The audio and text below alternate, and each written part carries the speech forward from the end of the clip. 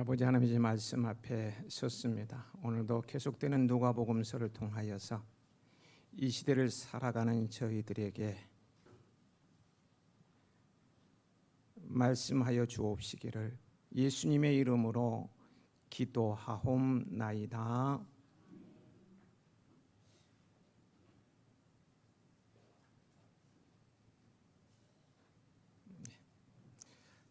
어느 교회의 어린이 교회 학교에서 예배를 드릴 때 선생님이 말했습니다. 자, 이제는 설교를 들을 시간이죠. 설교는 뭐 하는 시간이에요? 그랬더니 아이들이 대답을 합니다. 참아주는 시간이죠. 지겨운 시간이에요. 사탕 주는 시간이에요. 그렇게 대답을 했다. 여러분에게 동일한 질문을 던진다면 무슨 대답을 할까? 그런 생각도 해봅니다. 어떻든 지겨운 시간이라도 잘 참아주시는 분이 계시다면 이따가 말씀하십시오. 사탕을 드리겠습니다.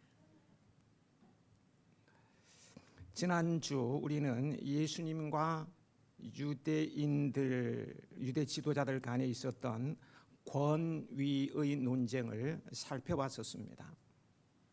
그들은 예수님의 권위를 문제 삼았고 예수님께서는 그 탁월하신 지혜로 요한의 권위를 통해 주님의 권위가 하늘로부터 왔다는 사실을 인정할 수밖에 없도록 역질문을 하셨습니다. 아주 혀를 찌르신 거죠. 그러나 유대인들은요, 차마 그것을 인정할 수 없어서 예수님의 질문에 답하지 못하고 뭐라고 했었습니까? 어디로부터인지 알지 못하노라 하는 궁색한 거짓말을 하면서 꼬리를 내렸었습니다. 여기까지 살펴봤었죠. 오늘의 비유는 그들에게 주시는 경고의 말씀으로 예수님의 권위를 받아들이지 않는 자에게 임할 심각한 결과를 확인할 수 있게 되어요. 누구든지 예수님을 거절하면 예수님을 보내신 분, 예수님에게 권위를 주신 아버지 하나님을 거절하는 것이므로 그에 대한 심판을 받게 될 것이라는 엄중한 경고의 말씀입니다. 여러분, 이 권위주의와 권위는 다르다는 것 아시죠? 권위주의는 권위적인 자세를 취하는 태도를 말할 때 사용하는 반면에요, 권위는 내가 어떤 자세를 취하지 않아도 부여되는 하나의 성격을 말합니다. 내가 목사다고요. 내가 목사라고 목에 힘을 꽉 주어서 다니면 이게 권위주의가 되는 거예요. 이게 권위주의고, 그렇게 하지 않아도 목사이기에 주어지는 권위가 있다는 말입니다. 본문은 포도원 주인의 권위가 그의 소작농인 농부들에 의해서 묵살당하고 있습니다. 주인은 나는 주인인데 하고 목에 힘주고 다니지 않아서 그냥 주인일 뿐이에요.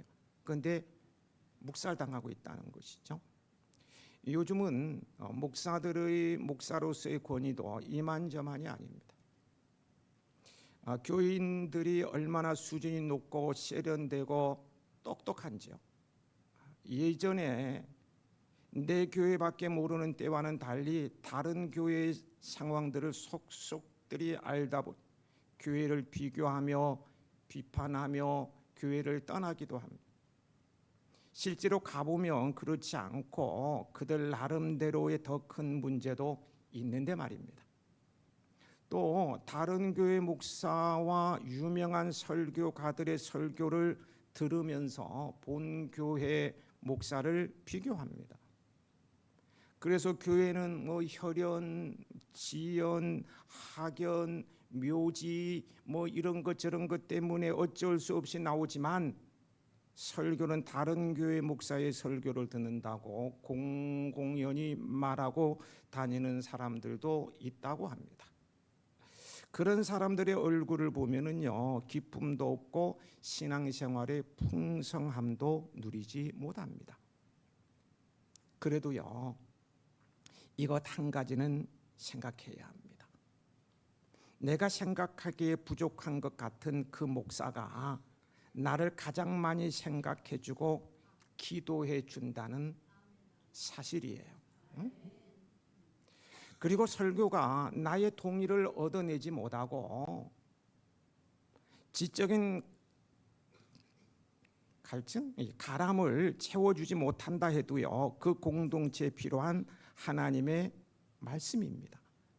부족해 보여도 그 부족한 설교에 아멘하고 한 공동체 안에서 하나 되는 길을 찾으며 함께 주님의 몸된 교회를 세워 나가고자 할 때에 주님께서 기뻐하시는 거예요. 그런 사람이 복도 받는 거예요.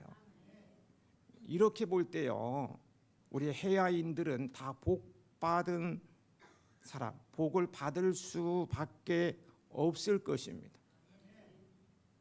왜 아멘 하세요? 내가 설명도 안 했는데, 왜냐하면 목사가 참 부족하다는 것을 알면서도요, 존경하고 따르고 어디 가면 목사 자랑하고 부족한 부분은 내가 채워가면서 교회를 아름답게 세워 나가려고 몸부림치는 성도들이기 때문입니다. 여러분, 잘 될 수밖에 없어요.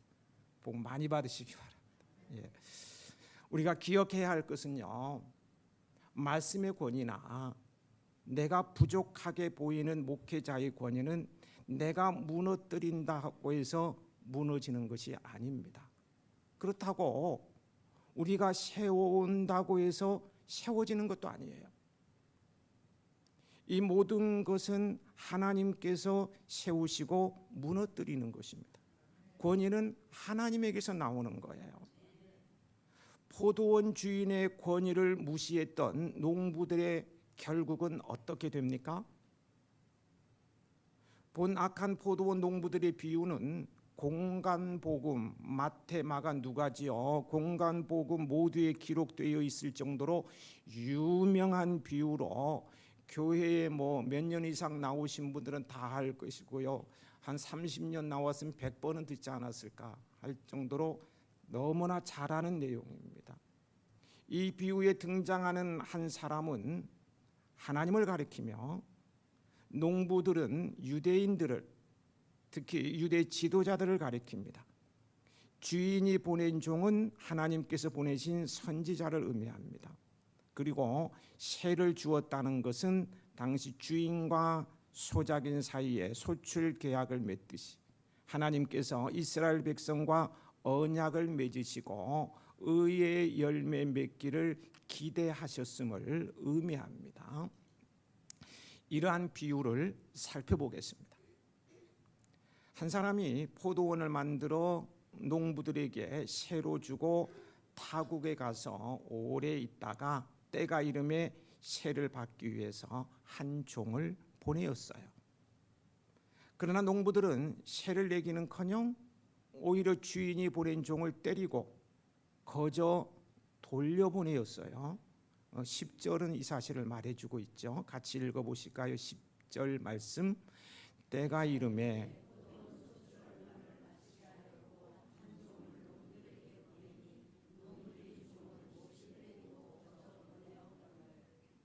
그리고요, 계속되는 11절 12절에 의하면요, 그러한 일은 3번씩이나 거듭되었습니다. 종을 보내기만 하면 또 때리고 쫓아내고 3번이나 거듭되었다는 거예요. 그러나 그때까지도요, 주인은 이 악한 농부들에 대하여 어떤 조치도 취하지 않고 인내하였어요. 이는 믿음과 의의 열매를 맺지 못하고 도리어 하나님께서 보내신 선지자들 박해한 이스라엘 백성들을 향한 하나님의 지극하신 인내를 보여줍니다. 특별히 여기서 주인이 3번까지 인내하며 종을 보내었다는 것은요, 단지 문자 그대로 3번만을 의미하는 것이 아닙니다. 마지막까지 인내하며 선지자를 보내었다는 의미예요. 3이라는 숫자는 하나님의 온전함을 나타내주는 완전수이기 때문입니다. 하나님께서는 마치 부모가 자식에 대해 사랑으로 참으며 기다리듯 이스라엘 백성이 온전히 회개하며 의의 열매를 맺을 때까지 끝까지 인내하며 기다리신 거예요. 참으로 자기 백성에 대한 하나님의 인내는 측량하기 어려울 만큼 크십니다. 저는 말씀을 묵상하다가 생각해 봤어요. 이 대목에서 오늘 우리도 그 인내의 결실이 아닌가요? 응? 주님께서는 저에 대해서요, 여러분에 대해서도 그럴 것 같습니다마는 시련을 해도 그래도 참으시고 못된 행실을 해도 그래도 인내하시고요, 배반하고 모욕을 줘도 그래도 기다려 주셨기에 오늘 제가 구원의 자리에 이르게 되었다는 거예요. 오늘 저희의 구원은요, 주님의 인내의 결실 맞습니다. 여러분도 그러신가요? 13절 말씀을 함께 읽으시겠습니다.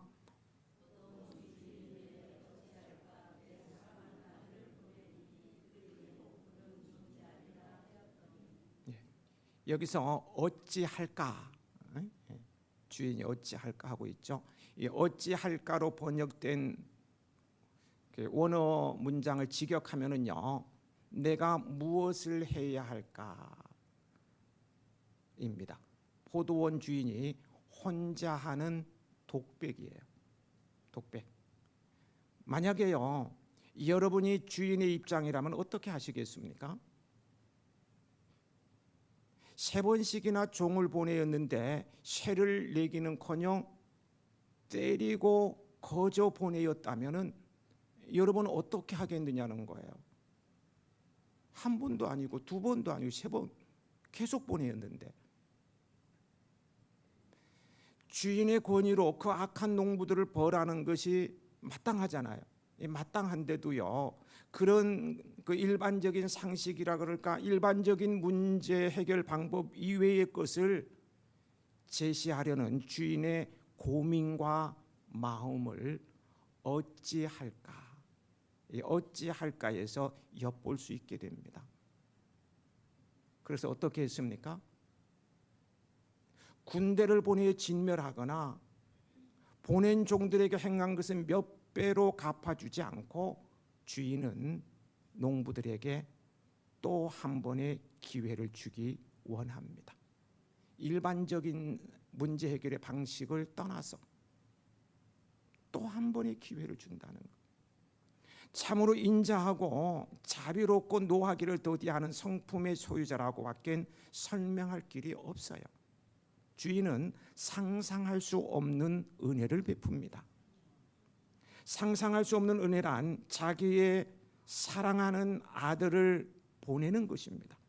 그러면 농부들이 아들을 존대하다는 것은 존경하고 영접하여서 말입니다.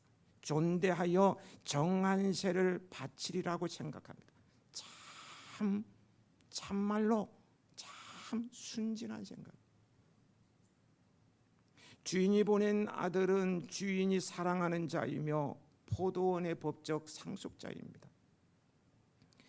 그리고요, 이 아들은 주인에게 있어서 농부들에게 보낼 수 있는 인내의 한계요, 마지막 은혜였어요. 최후의 카드였다는 것입니다.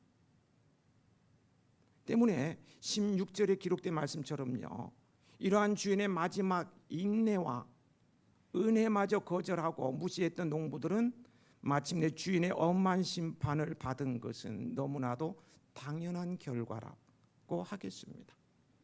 실제로 하나님의 종인 선지자들을 박해하였을 뿐만 아니라 하나님의 아들이신 예수님마저 배척하고 십자가에 못 박아 죽인 이스라엘이 하나님의 심판의 도구가 된 로마 군대에 의해서 철저하게 멸망하고 만 사실은 이러한 예수님의 비유가 단순한 비유로 그치지 않는다는 것, 단순한 비유, 그냥 이야기로 끝나는 것이 아님을 분명히 증거해 주고 있어요.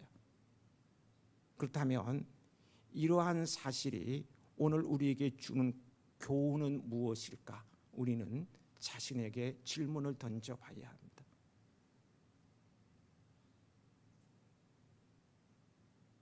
이게 단순한 비유가 아니라는 거예요. 그러면 나에게 주시는 말씀, 이 시대에 살아가는 우리에게 주시는 말씀은 무엇일까?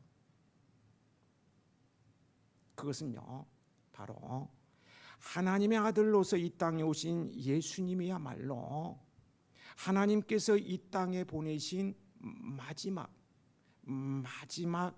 메시지라는 거예요. 마지막 메시지입니다.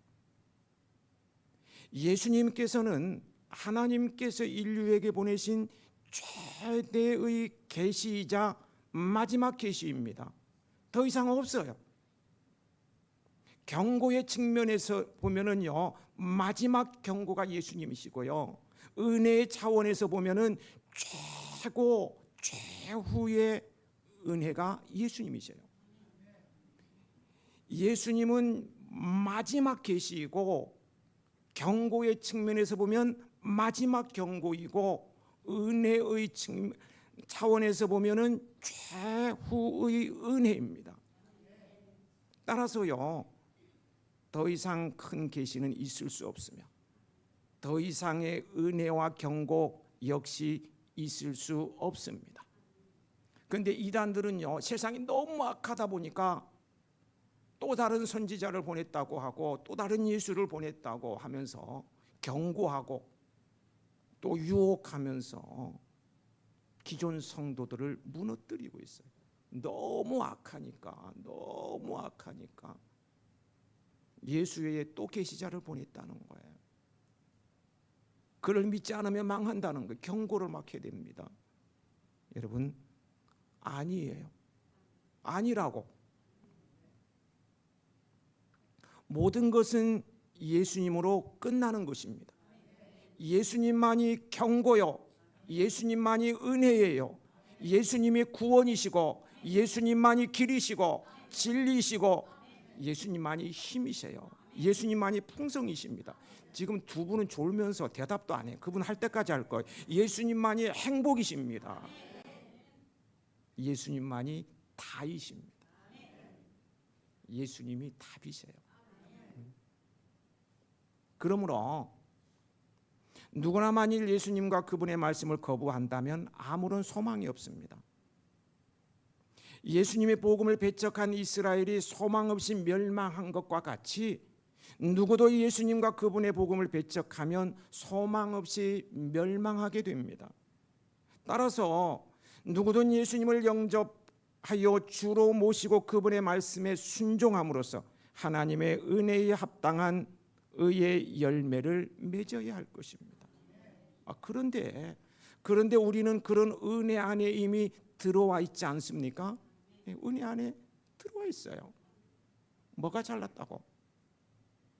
그런 은혜 안에 불러주셨는지 아무리 생각해도요, 저는 모르겠어요. 아는 분 말씀 좀 해주셨으면 좋겠어요. 제가 평생 연구했는데 답이 안 나와요. 모르겠어요. 왜 은혜 안에 들어왔는지 모르겠다. 다만 부르심에 감사하며 그분께 이렇게 예배하며 그 은혜에 합당한 의의 열매를 풍성히 맺는 것이 우리가 할 도리인 줄 믿습니다. 부르심에 감사하며 그분께 예배하며 그 은혜에 합당한 의의 열매를 풍성히 맺는 여러분들이 되시기 바랍니다. 그래서 마지막 날 하나님의 마지막 메시지를 무시한 많은 사람들이 심판의 부활로 나아올 때에 여러분들은 하나님의 영광 속에서 생명의 부활로 나아오는 복된 성도들이 다 되시길 축복합니다. 포도원 주인이 아들을 보내자 포도원 농부들은 어떻게 했습니까? 14절을 같이 보실까요?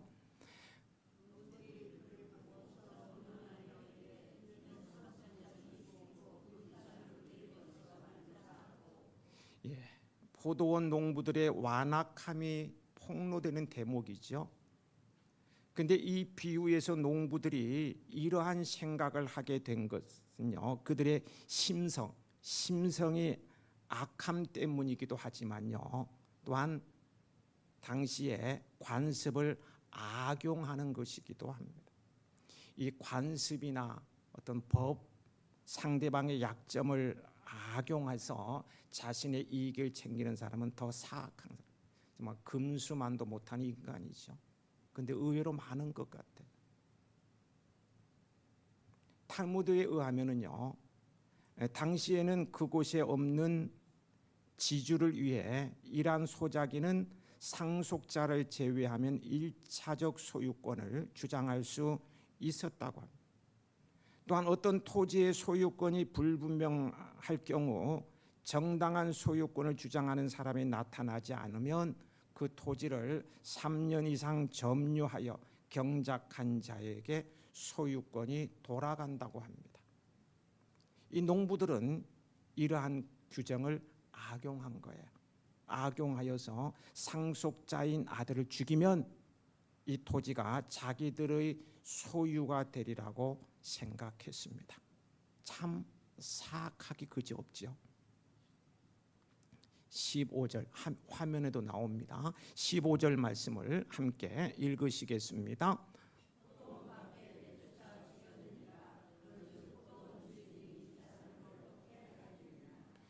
예, 악한 농부들은 주인의 사랑하는 아들을 포도원 밖에 내쫓아 죽이고 말았어요.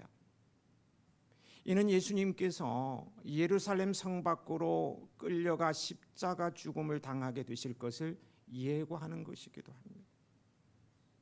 예수님께서는 대제사장들과 서기관, 백성의 장로들이 이스라엘 백성들이 주인 노릇하기 위해 예수님을 죽이고자 음모를 꾸미고 있다는 사실을 아시고 이 비유를 통해서 폭로하고 계신 것입니다. 아마도 본문에 나온 그들은요, 농부들은요, 포도원 주인이 죽어서 아들이 포도원을 소유하기 위해서 찾아왔거나 주인이 살았다 할지라도 아들을 죽이면 포도원을 포기할 것으로 생각했던 것 같습니다. 어떻게 그런 생각을 해냈는지 참 사악함이 끝이 없는 것 같아요. 하지만요, 이는 농부들의 철저한 착각이었어요. 포도원 주인은 엄연히 살아있을 뿐만 아니라 그동안 여러 명의 종들을 보낼 정도로 능력 있는 사람이었기 때문입니다.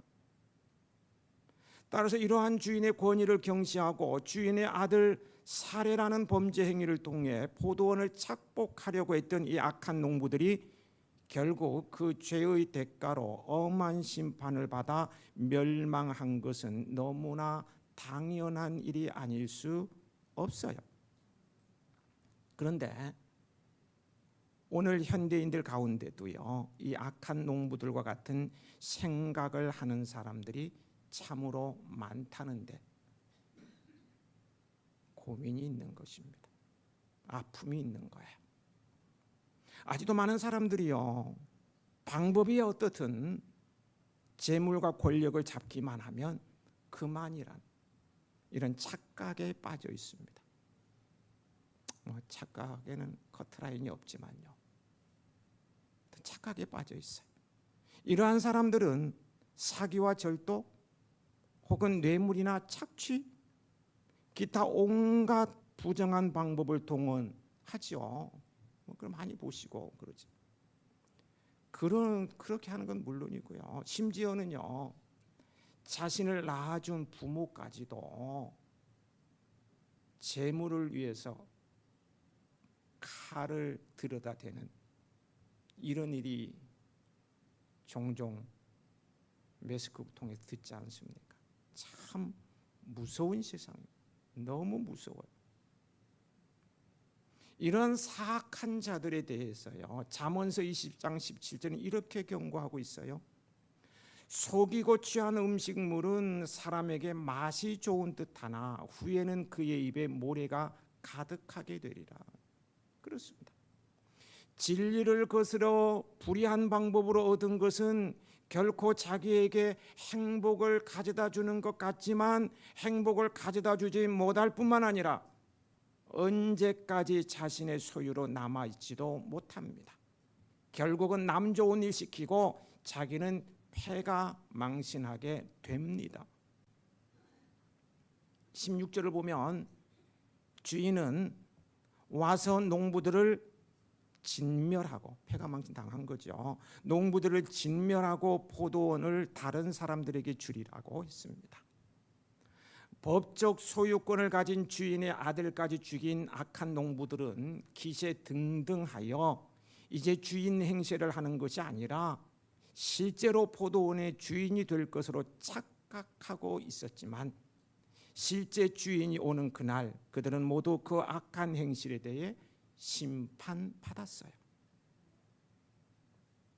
이 말씀은 하나님의 권위를 무시하여 하나님의 종들을 박해하고 마침내는 자신들의 더러운 이기심으로 인해 하나님의 사랑하는 아들 예수 그리스도마저 십자가에 못 박아 죽인 유대인들을 심판하고 유대인들이 지금까지 누려왔던 그 특권을 이방인들에게 넘겨줄 것에 대한 예언입니다.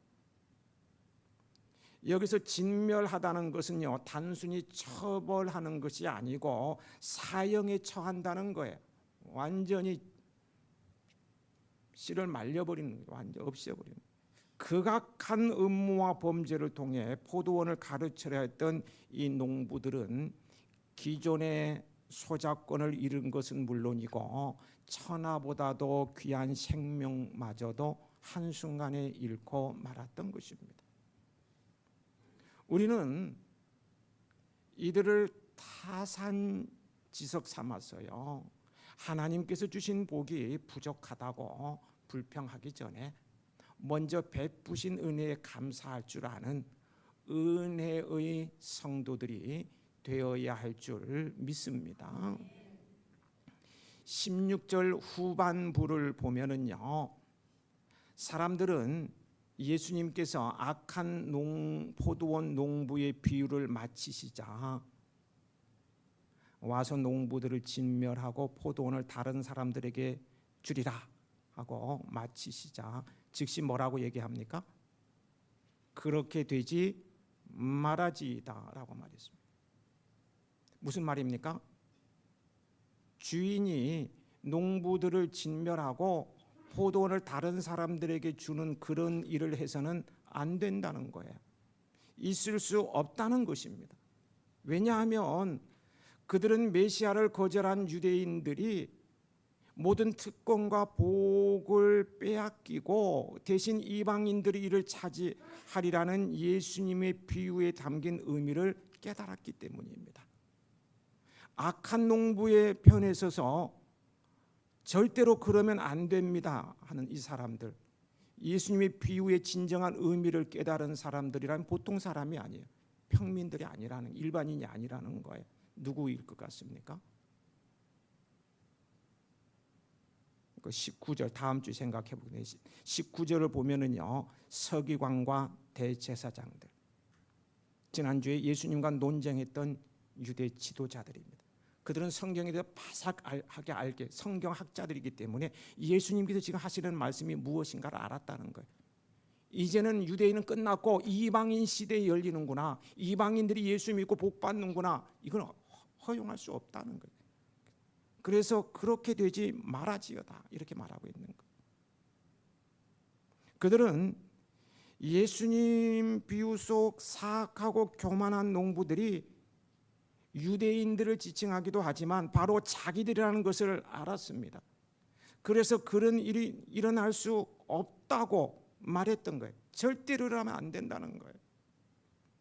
이에 대해 예수님께서는 그러면 건축자들의 버린 돌이 모퉁이의 머릿돌이 되었느니라고 성경에 기록된 것은 어찌 된 것이냐고 반문합니다. 너희들 성경학자들이잖아. 성경에 대해서는 너무나 잘 알고 하나님을 경외한다고 하는 너희들인데, 그러면 하나님께서 하신 말씀은 어떻게 되겠느냐? 이런 질문이에요. 17절입니다. 함께 읽어 보시겠습니다.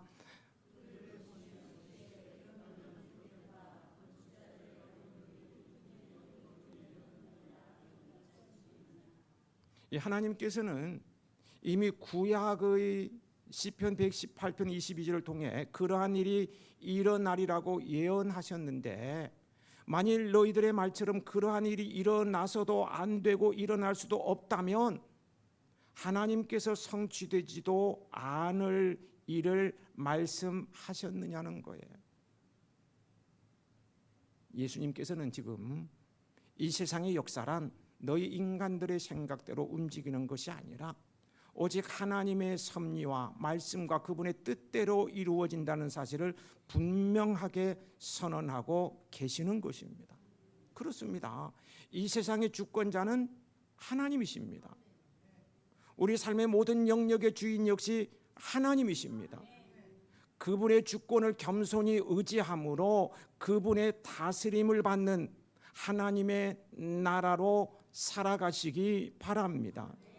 주 예수와 동행하니 그 어디나 하늘나라. 한편 건축자들이 버린 이 모퉁이 돌은 농부들이 죽인 주인의 아들과 같은 존재입니다. 그 실상을 말하면 건축자들은 당시 유대 지도자들이며 건축자들이 버린 돌은 그들이 죽인 예수님이십니다. 머릿돌이 되었다는 것은 예수님께서 교회의 머리가 되었다는 의미입니다. 바울은요, 우리 성도가 하나님의 거하실 처소, 즉 성전이 되기 위하여 예수님 안에서 함께 지어져 간다고 하였어요. 모든 성도가 하나님의 성전으로 지어진다면 예수님께서는 가장 중요한 머릿돌이 되십니다. 여러분들은 머릿돌 되시는 예수 그리스도와 함께 하나님의 성전으로 아름답게 세워지시길 축복합니다. 그렇지 못한 자들에 대한 경고가 18절에 나오고 있는데요. 같이 읽어보실까요?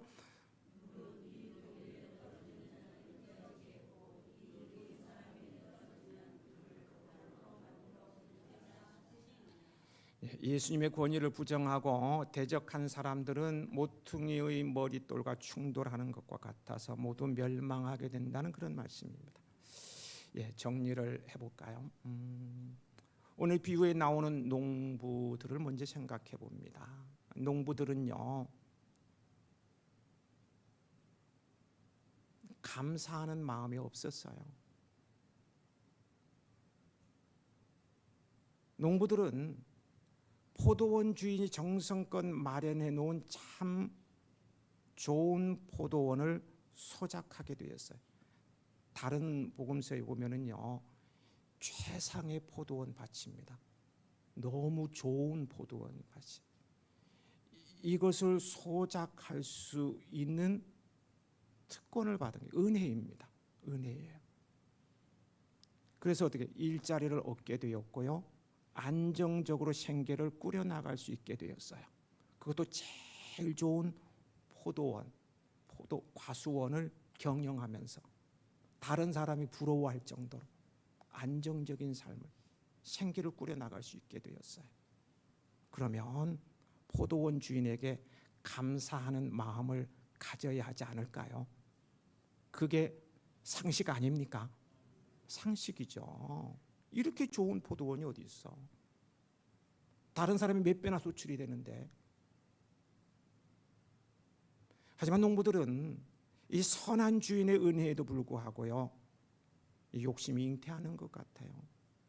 이를 무시하고 더 큰 탐욕으로 악행을 거듭하다가 마침내 목숨까지 있는 무서운 심판을 받고 말았어요. 우리는 언제나 받은 은혜에 감사하는 자가 되어야 하겠습니다. 감사는 또 다른 행복의 시작이잖아요. 감사하는 자에게 주님의 은혜는 계속 부어지게 되어 있습니다. 그리고요, 예수님께서 다시 오시는 날까지 우리를 모퉁이의 머릿돌 위에 세워지는 교회 공동체의 농부로 부르셨어요. 우리는 교회 공동체의 농부들입니다. 우리 하니까 뭐 잘 모르겠어요. 우리 각자가 말이에요. 교회 공동체의 농부라고요. 이제 농부로서 우리가 해야 할 일은 주인이 맡겨 놓은 일에 감사하며 충성을 다하여 열매를 맺는 것입니다. 본문에 나오는 악한 농부들을 타산지적 삼아서 그렇게 하지 말고 그 반대의 삶을 살아야 한다는 거예요. 감사하며 충성을 다하며 열매를 맺는 거예요. 그 열매로 칭찬과 책망을 받게 될 것입니다. 우리를 부르시고 교회로 세우신 하나님의 권위를 알고 순종하는 참된 그리스도인으로서 하늘의 기쁨을 누리는 여러분의 일상이 되시길 주의 이름으로 축복합니다. 아버지 하나님,